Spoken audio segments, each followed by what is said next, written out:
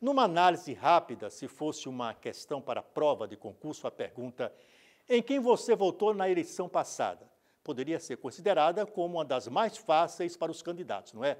Pois bem, a realidade não é bem assim.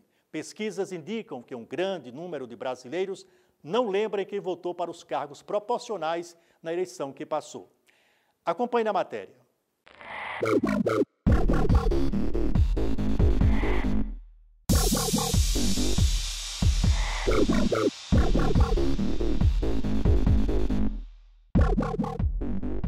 De 2 em 2 anos é assim.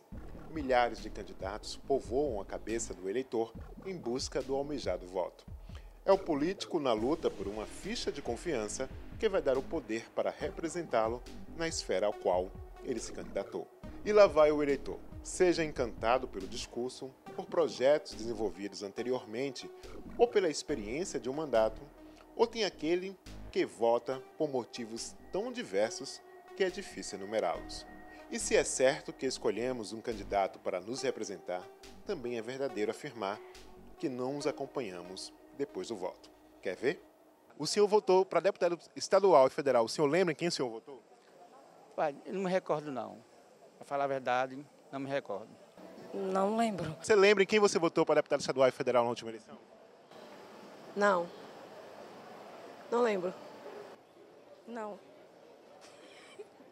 Peraí, moço. Não. Lembro não. Ih, não lembro. Sei que votei. E foi deputado estadual. Você lembra em quem você votou para deputado estadual e federal na última eleição? Lembro. Quem foi que você votou? Tem que falar. Ai, meu Deus do céu. Eu votei para João e para vereador. Não, deputado estadual. Deputado estadual e federal. Deputado estadual foi para, meu Deus do céu. Não. Não me lembro. Não. Eu não me lembro. Eu votei para ninguém. Eita, eu não lembro não. Não lembro mais não. Estadual, infelizmente, não lembro. Eles são tão péssimos que eu não lembro nenhum deles. Quando para decidir, eu esqueci. Estou lembrado. Não, lembrei agora não. Lembrei agora não. Você lembra em quem você votou para deputado estadual e federal na última eleição? Não. Não lembro. Eu não estou lembrada, não. Foram dois queridos, mas não estou lembrada. Bom mesmo era se Deus descesse do céu e governasse. Aí sim. Aí as coisas iam mudar. O quadro é esse. Nem 6 meses se passaram. Veja bem, menos de 180 dias. E o brasileiro não lembra em quem depositou a confiança na eleição passada.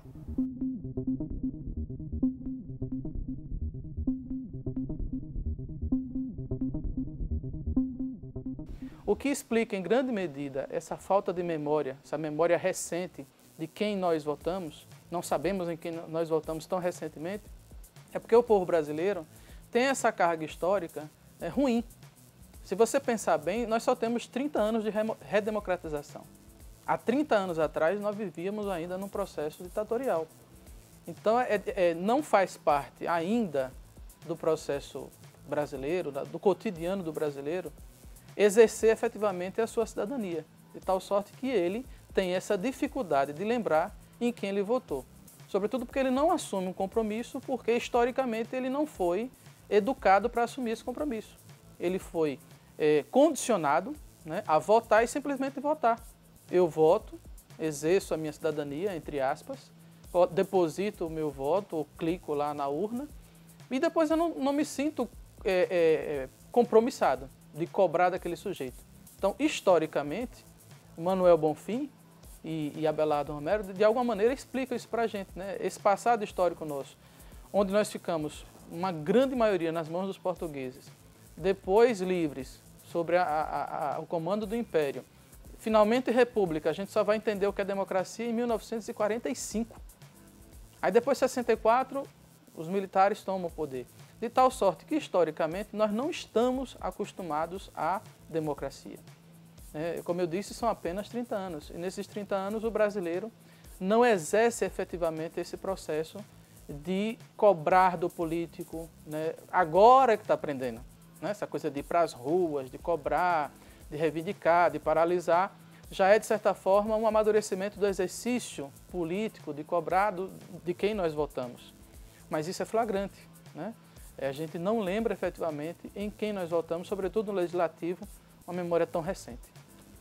A situação ainda é mais inusitada quando entra no campo da piada. Apesar de parecer brincadeira, é grande o número de eleitores que vota naquele que faz a gracinha do momento, o candidato da chacota, ou aqueles oportunistas do voto de protesto. O voto de protesto é um risco muito grande, né?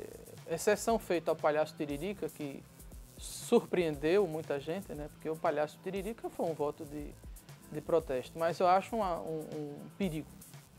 Um perigo e um assinte ao processo democrático.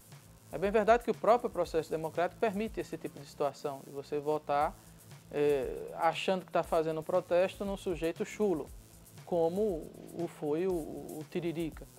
Mas eu não vejo positivamente o voto de protesto, né? Até porque, respeitando quem toma esse tipo de decisão, para mim votar nulo, votar branco, ou votar em alguém hilário, cômico, como Tiririca, para mim não ajuda no fortalecimento do processo democrático. O que ajuda é a liberdade de votar. É acabar com essa história de voto obrigatório para que o sujeito se sinta à vontade, plenamente livre, para ir para o processo eleitoral e escolher quem ele quer. Então, eu penso que quando isso acontecer, e espero que se discuta na reforma política, quando o sujeito se sentir à vontade, plenamente livre e cônscio de suas obrigações políticas, certamente essa coisa de voto de protesto, voto nulo, voto em branco vai acabar, porque geralmente isso acontece porque o sujeito é obrigado a ir para as urnas.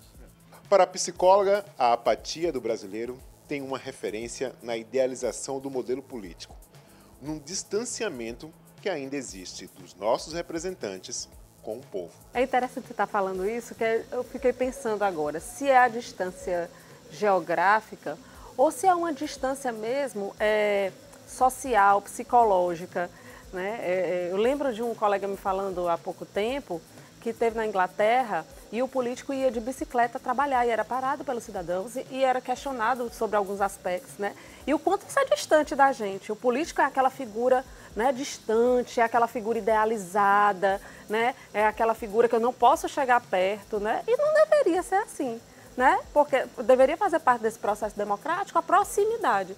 E eu acho que é muito mais uma proximidade social e psicológica do que geográfica.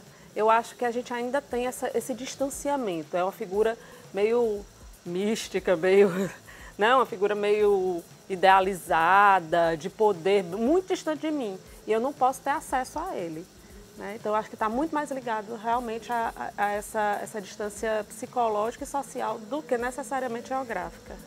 Neste momento que o país discute a importância de uma reforma política, algumas questões precisam ser ponderadas para que efetivamente exista uma aproximação da sociedade com a vida política do Brasil. Eu não acredito em reforma política se essa reforma política não passar pela educação política. O que é que eu entendo por educação política? O povo brasileiro precisa ser educado politicamente. Não só passar pelos bancos escolares, procurar a nível superior, procurar se instruir, ler.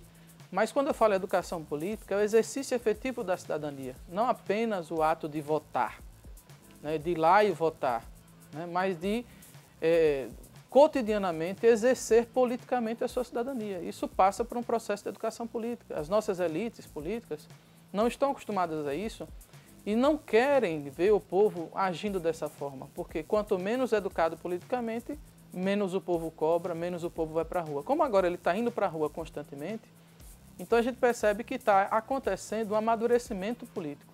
Aquilo que chamam de crise política, para mim, é amadurecimento político. E as instituições já estão percebendo isso.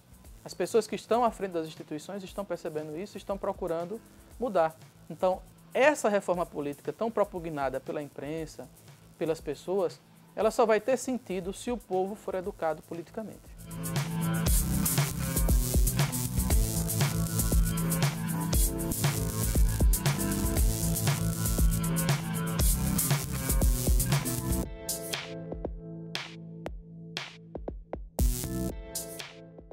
Em instantes, mostra fotográfica Reencontro sobre a violência doméstica retrata a importância da libertação e do recomeço.